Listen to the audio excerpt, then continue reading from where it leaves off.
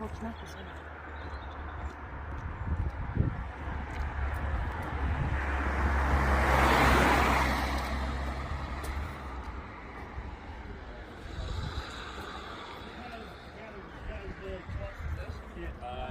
the front axle is pushed to the front way.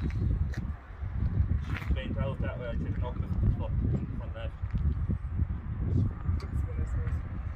What's the fixable, I'd say? So this is the car which is destroyed by bus yesterday on the Clare road.